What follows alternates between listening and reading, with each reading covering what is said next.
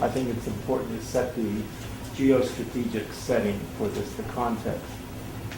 D-Day was the largest amphibious and airborne invasion in the history of the world, even just in sheer numbers. Churchill himself said that what was at stake in D-Day was the fate of Western civilization, because if the D-Day invasion had failed, the fate of Europe would have been left to Nazi Germany and Soviet Russia. And as it was not the Western Allies, but it was Soviet Russia that won World War II, because it kept half of Europe. And you have to remember that the war began over the fate of Poland in Eastern Europe. And Poland was not liberated in 1945, on the contrary. Now, D-Day could not have taken place without the Battle of Britain being won by the United Kingdom. It simply would not have taken place at all. Now, D-Day was fought, as we know, by the British, the Americans, and the Canadians. The Free French had forces there, but there were also 12 other countries that had contingents in the invasion. And you'd be surprised at some of them. Russia had pressed for a second front since early 1942 to relieve it. And the United States agreed to a second front and wanted to open that second front by an invasion of France as early as 1943. Thank goodness it didn't, because the United States was unprepared for the invasion in 43. It took until 44 to build up the number of supplies, men in Great Britain, to train them, and to be bloodied in battle. The American generals finally realized that after the defeat in 1942 at the Kasserine Pass in North Africa, that in fact the United States was not ready for an invasion of Europe. It took a lot more time and a lot more training. The British all along were opposed to a cross-channel invasion until Churchill finally gave in to Marshall and Roosevelt. Churchill, of course, wanted to attack at several places in the Mediterranean, the so-called soft underbelly of Europe. And of course, that did not take place.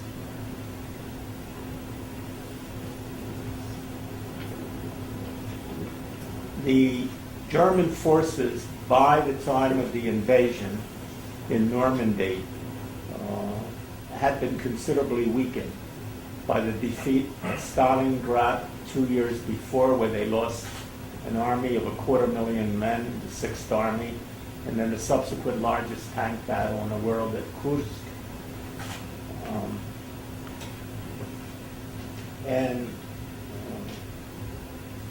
There were several other major considerations, I say, of this geostrategic viewpoint.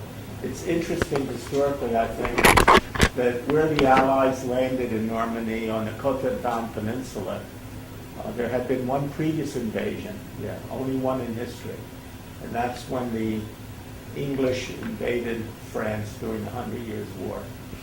So there were two invasions of exactly the same beaches. The Allies landed, the Allies had a small window for their landing. The operation had to take place as early in the summer as possible so that the campaign could continue through the fall and not be stopped by winter weather. The invasion troops needed a long day with a lot of sunlight to ensure that lodgment on the beach and to get enough troops and equipment over the beach. And they needed moonlight before that so that the airborne troops could come in. And obviously they needed good weather so that the Army Air Forces and the British, the Royal Air Force, could support the troops on the ground. The reason for picking the Normandy area, of course, was that it was bounded by two ports. and it was very important eventually to acquire these ports to bring in more forces and more men following the invasion. These were Cherbourg and Le Havre.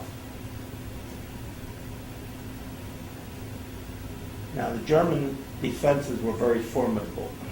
Rommel had built up the Western Wall. Hitler had declared Europe to be Festung Europa, Fortress Europe. It turned out not to be that.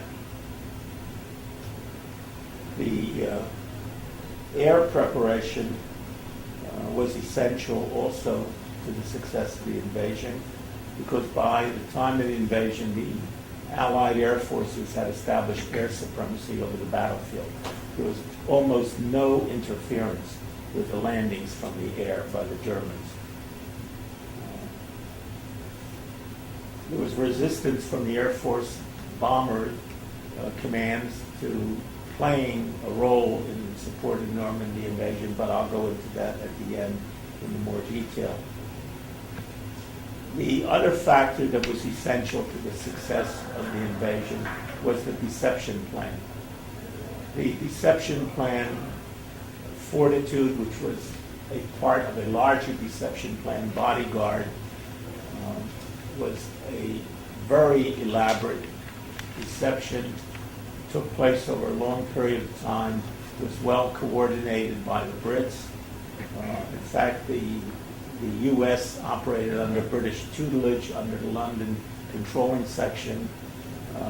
We simply had no conception of how to run a deception. It was the British who taught us how to do it, and in this case was successful. And the importance of the deception was that it kept Hitler and the Supreme Command of the German armed forces convinced that the real invasion would take place in the Pas de Calais, the shortest distance between the United Kingdom and France, and also the most direct route to northern Germany, the industrial heartland of Germany. In fact, that the deception protected it so well that Hitler, in his strategic ignorance, which he demonstrated throughout World War II, he was a great risk taker, but did not understand the consequences of his poor strategy. In fact, Hitler prevented an adequate defense into Normandy beachhead.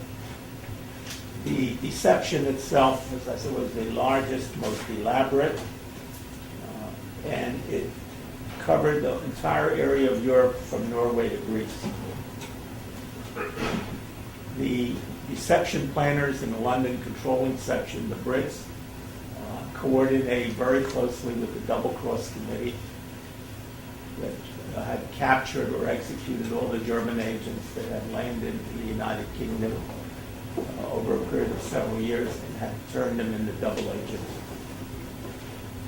That was the basis of the deception itself. And later on was more elaborate. A notional First Army group was established under General Patton in Kent, facing the Pas de Calais, which reinforced German perceptions or misperceptions because they had, in their intelligence appreciations, rated Patton as the best American general and the most likely to command an invasion, which turned out not to be true, of course. And I'll go into more detail on the deception at the end. So with that setting, let me turn this over to my colleagues. Hi. I'd first like to welcome the new students and the new folks coming to IWP. This is an amazing, amazing place. And as I began to study a little bit about Normandy, it became clear to me how important statecraft, the arts of statecraft, integrating those arts of statecraft as Walter is.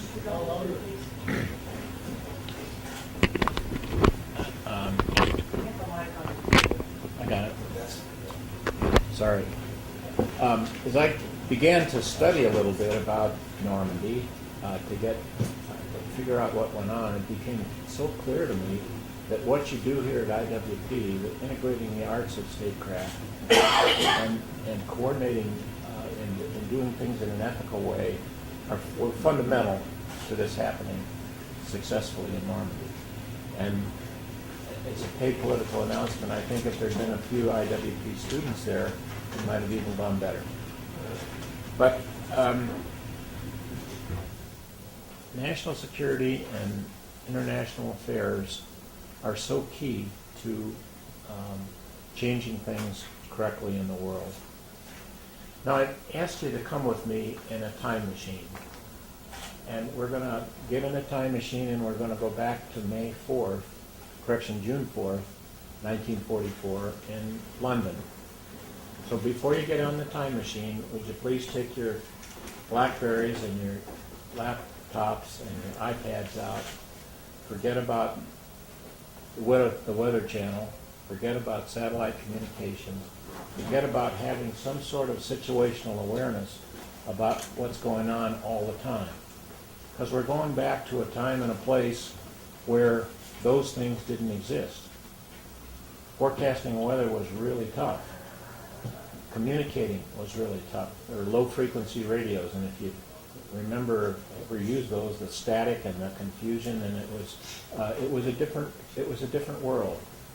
We didn't have situational awareness back in 1944.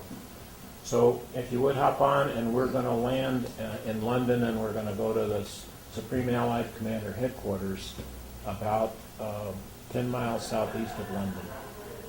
And as we walk in, we see General Eisenhower as a Supreme Allied Commander. And we're going to see 3 British commanders who were responsible for the air, the surface ship, and the ground battle. So a U.S. commander and 3 British sub-commanders running this operation. And as Walter mentioned, there were 12 allied nations involved. 5 really carried the brunt. The U.S., Canada, UK, Poland, and Free France. But there were 7 other countries that contributed to a lesser degree. Czechoslovakia, Austria, New Zealand, Netherlands, Free Belgium, Greece, and Luxembourg. So it was a multinational operation. It was a joint operation with air, surface, ground forces. So it was a joint and combined operation. And if you can imagine what it would take for people with different cultures, different military backgrounds, different languages, to come together at this headquarters where we are in London, you needed to understand the arts of statecraft. You needed to recognize folks are different and they're going after the same target to win. There are 1,200 folks on the staff where we are. We're in this room now with just the General Eisenhower and his 3 British commanders, but there are 1,200 folks on this staff planning this operation to go. And they didn't just come in someday and say, okay, let's land on Normandy.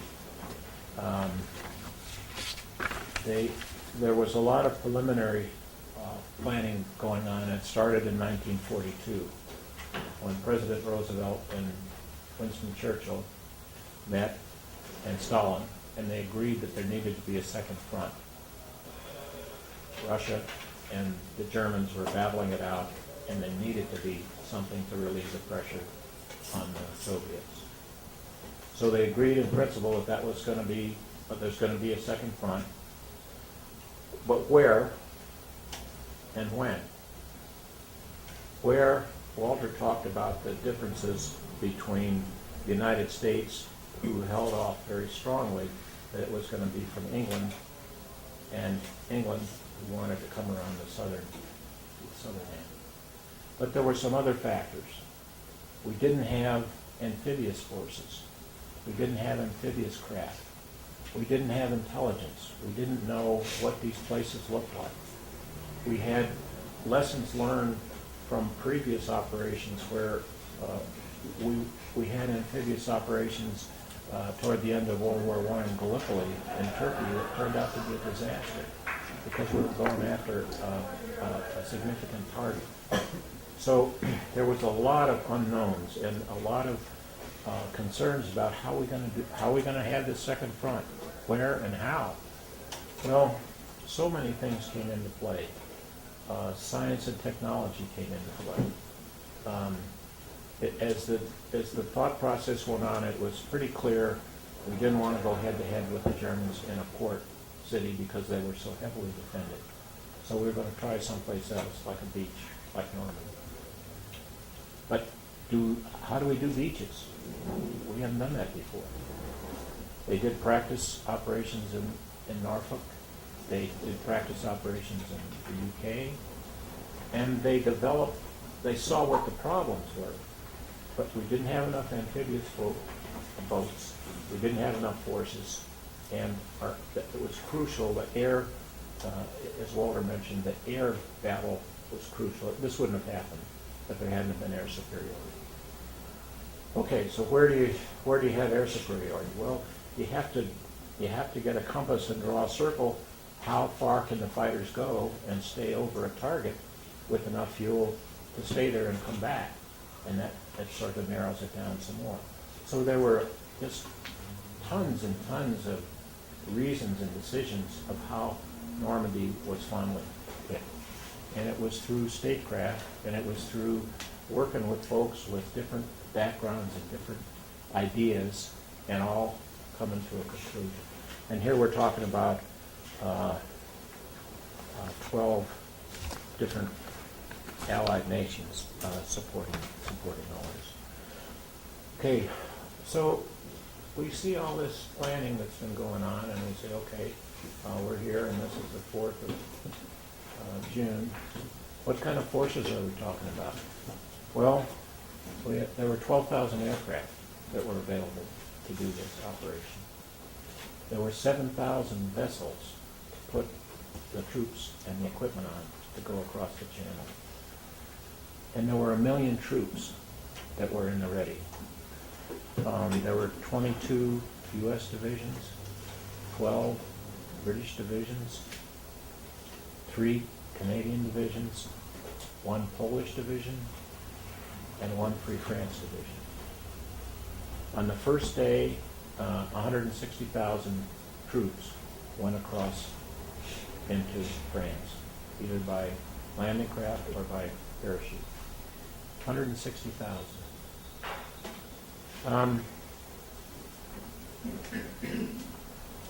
What arts of statecraft had been planned for the invasion before we arrived? Walter described in wonderful detail about how they were confusing how the Allies were confusing the Germans. There was deception. They were trying to trick the Germans into thinking it might be Norway, it might be southern to Calais, all kinds of things. They had the first U.S. Army group that was a dummy army group. They had tanks that were blow-up tanks. They had facades. They had airplanes that were model airplanes. They didn't have any engines. They didn't have any guns. And they were sitting out in southern England, deceiving the Germans into thinking that we were going to go after Calais. There was fake radio traffic. There was, again, we're talking about low-frequency radios, but there was static going into France and Germany, and there were misguided messages confusing the folks that were listening. We flooded. There were embassies in neutral countries where the German embassies and our embassies were coexisting, and our State Department folks and intelligence folks flooded those embassies with bum dope, the German embassies with bum dope. So we were adding to their confusion as we went. The intelligence community, as Walter mentioned, the British were light years ahead of us, but they put out a plan and said, hey, we're going to have a big holiday show here in the UK, and could you take some holiday pictures and kind of give us an idea of what France looks like now? Well, they took the pictures from Normandy especially and, used those, because remember, no satellite communications, no U-2s, no any of that we have now. So the technology, the decision to go after Normandy, a beach, was good as far as confusing the Germans, but a beach is really tough to land tanks and land oil and land food and land all the support that you need to keep the troops going and to get the troops in fast. So they developed, call it a mulberry harbor, but they made a harbor, were able to construct a harbor right on the beach. So we didn't go after Calais, but we built a harbor at Normandy, so we could get there. The command structure, there was a significant difference which made a difference in the battle. And that is, Roosevelt and Churchill left the military commanders, Eisenhower and the three British commanders. They let them call the shots and do the stuff. Hitler, on the other hand, was calling the shots from Berlin, and his on-the-ground commanders were telling him one thing, and he's saying, no, don't do that. So that was a huge success advantage for us to have the military commanders the freedom to do what they knew had to be done. The weather. I won't beat it to death, but the weather was crucial, and they started, again, no satellites, no weather channel. The British put 6 destroyers 300 miles east of the UK, and their job was to sit there and, I'm sorry, west, you're right, I'm sorry, west. No, Navy guys don't know. So they were at sea since April, tracking the weather, because that's how you had to do it back then. The beaches, 6 beaches, Sword, Gold, Utah, Juneau, Omaha, Point Hope. When the invasion took place, there were unbelievable losses. The Allies lost 226,000 troops. 226,000. The Germans were not sure, but it's somewhere around 300,000. And there were 17,000 French civilians killed in this operation. 17,000. Planes, the Allied forces lost 4,000 planes. The Germans lost 2,000. Tanks, the Allies lost 4,000 tanks, and the Germans lost 2,000. What were the lessons learned? Well, they're as long as your arm, and I can't tell all of them. I don't know all of them, and I couldn't share them if I did. But I think the thing that impressed me about studying about this was that instruments of power, hard and soft power both, were employed then, and it worked. It worked.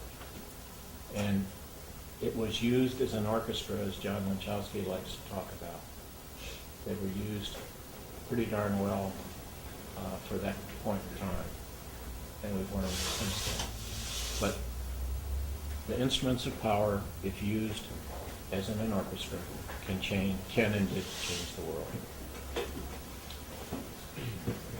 Yes, sir. My turn? Yes. Thank you. I'm gonna stand up because I'm still, but maybe you'll hear me better. If you can't hear, please raise your hand. I can now. Say again? Trouble is, I can't hear, so. First of all, Linda, thank you very much for inviting me to be on this panel of these distinguished people in front of this wonderful audience. It's an honor for me.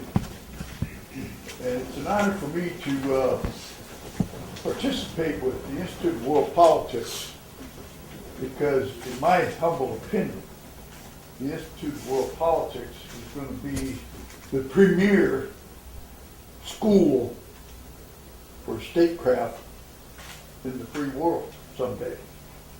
It's fast approaching that here in the United States. And you hear attestations of that from the services and the agencies.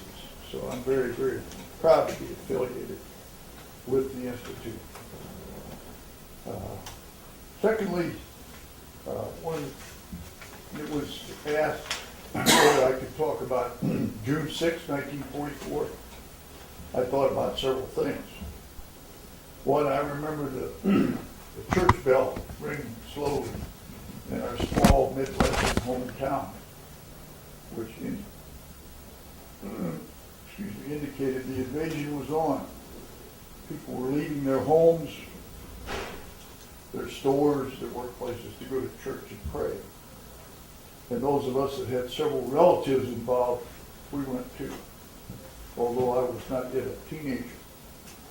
But I remember that very clearly. I remember tracking the progress of those forces that you mentioned over the beaches, the casualty rates, and so forth. So I remember that time vividly. How many in here have seen the movie Saving Private Ryan? Okay, almost everybody. Thank you. The reason I asked that question is because I'm going to ask Linda to dim the lights, and in a minute, I want to show a 5-minute DVD that I had made when I was the Secretary of the American Battle Monuments Commission. And what that DVD shows Normandy Cemetery, which overlooks the beaches where our troops and forces made their lodging, went up the cliffs at Pointe du Hoc, and got a hold of France. The odds were pretty tough. And at one point, one of the high-ranking generals at the beach shook his head and said, "I don't think we're going to make it." That's how close it was. A general on the scene who said that. But all the elements of statecraft that my colleague mentioned had been put into place expertly. And by you mentioning those to this audience and the students, how important those elements are. And those elements are being crystallized and given more definition by the Institute of World Politics, thanks to John and the faculty here. As I said, I showed that to give you pictures of what really exists, tributes to what happened on the 6th of June, 68 years ago. And to take the wind out of the argument that many people in Europe now make that the United States caused both world wars. That becomes part of the statecraft studies, I hope, is in the curriculum here, how that kind of misinformation and disinformation is deliberately imparted. Because as some say, if you tell a lie long enough, people will begin to believe it's the truth.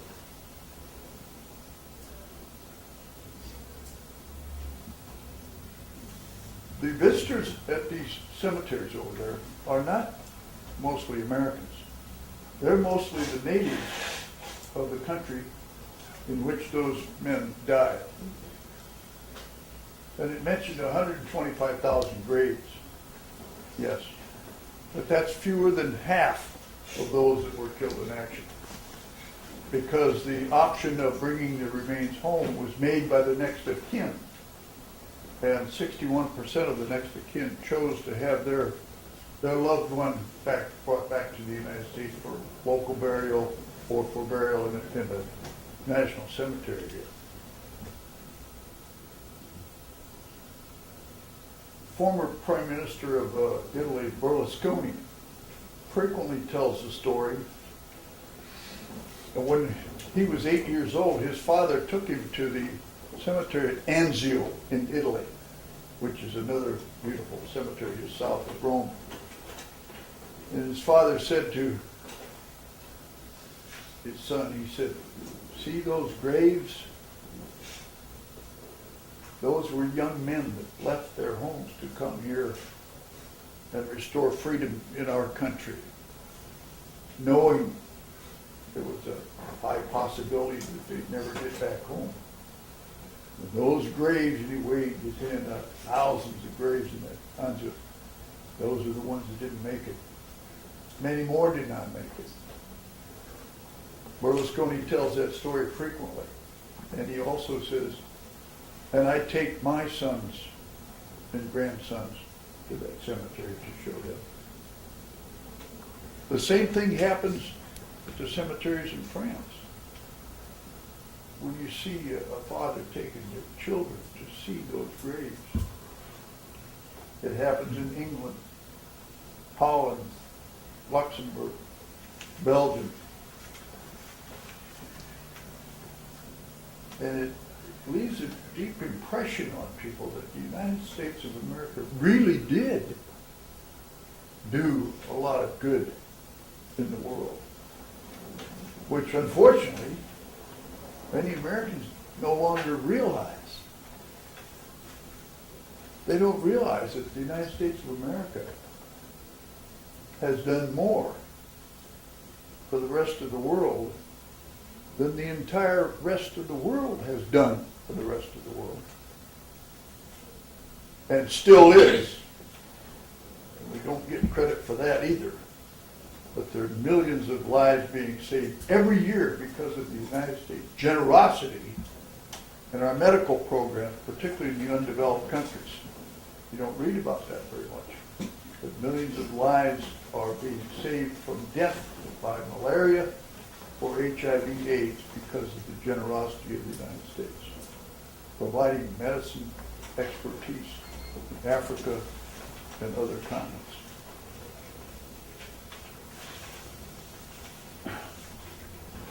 The United States can afford to be generous because of the way the United States was put together 238 years ago with a Constitution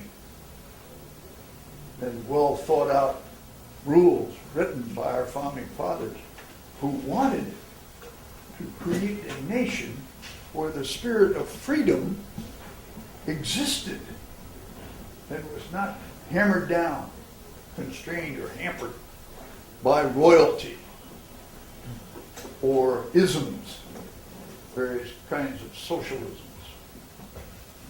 And the founding fathers were very successful in creating a republic where freedom can be enjoyed, where my children and my grandchildren, and I showed some pictures to a couple of people here today, the latest grandchild born 3 weeks ago today.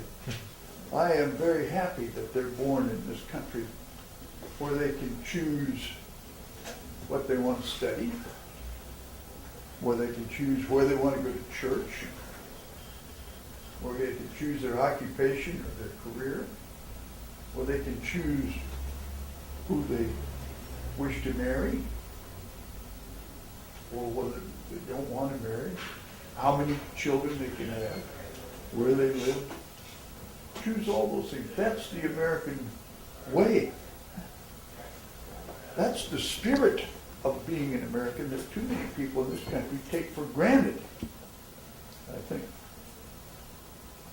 if they lived in some of these foreign countries around the world, their appreciation for the American freedom would go up dramatically. So it's that American spirit of freedom that makes us strong. And thank God for the Institute of World Politics creating this institution to put together the elements of statecraft to sustain that American spirit of freedom. Another point that I mentioned when I have the opportunity, and I know it's taught here too, is that the power engine for our country being secure, strong, prosperous, and generous is our free enterprise system, where people are free to choose many of the choices I mentioned a little earlier. And enterprising means they're free to use their own energy and imagination to create new ways to provide service or products. And you read about these entrepreneurs every day. Mostly you read how rich they get so fast. But look at the good that they're doing. Look at this. This is my BlackBerry. It's a year old and it's already out of date because of the galloping technology due to the enterprising spirit that our Americans have. Other nations are catching up on this too. They're going to school on us big time, but we're still ahead. We should hope to keep that way, to stay that way. We should hope to be the most prosperous nation in the world, because without the prosperity, we wouldn't have the security that we enjoy today and have enjoyed for decades. Without that prosperity, we couldn't be generous, the most generous nation in the world, giving more to the rest of the world than the entire rest of the world gives to the rest of the world. Without that prosperity, which is underpinned by that power engine in our wonderful country called the free enterprise system. It's a much better description than the word capitalism. Capitalism is a word coined by Karl Marx when he didn't like the negative connotations that were accruing to the socialism and communism that he was aspiring, he and his colleagues. So he coined the word capitalism and labeled the free enterprise system capitalism and said that capitalism makes the rich richer and keeps the poor poorer. We know that's not true. The case in point is here in the United States. I brought a case of these books with me, and they're free to you if you choose to select one. They're sitting on the desk outside. This book is entitled America's 30 Years War. Who was winning? How many know who wrote this book? The author, a friend of mine who died 8 years ago, was an immigrant. His name was Brigadier, and he came to the United States in 1956 from Hungary, where as a child he lived under Nazism, that form of socialism. And then when the Soviets rolled west, rolled over Hungary, he lived under another form of socialism called communism. He was a brilliant man, as attested to not only by his writing, but he was a concert pianist of the finest order also. He died here in Washington 8 years ago.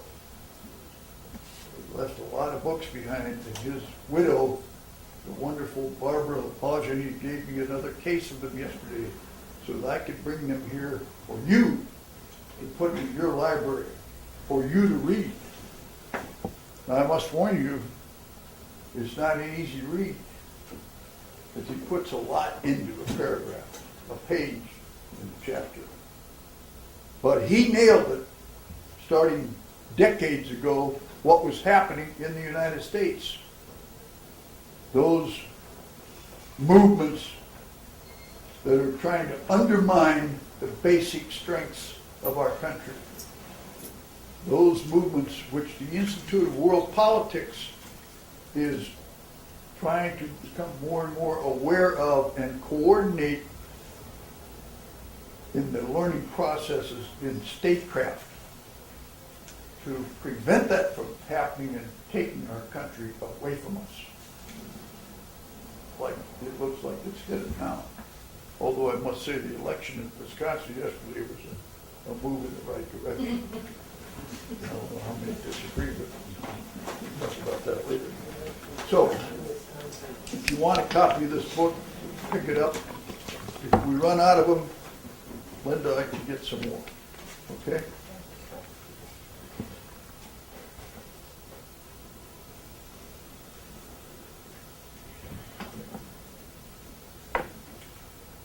say one more thing about the film here. Those beautiful cemeteries that you saw in this DVD throughout Europe and a few other countries. You know what the most frequently asked question is among the millions of visitors that go there every year? They say, there really aren't soldiers buried under those crosses, are there? And we said, yes. They said, I don't believe it. It's too perfect.